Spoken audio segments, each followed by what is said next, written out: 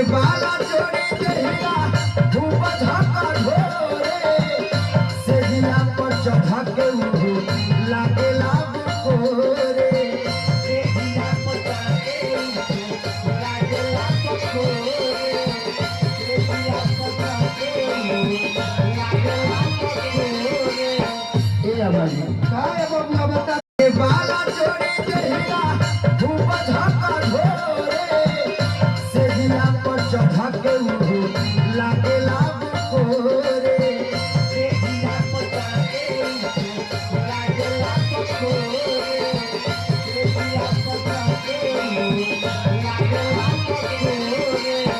ए अमली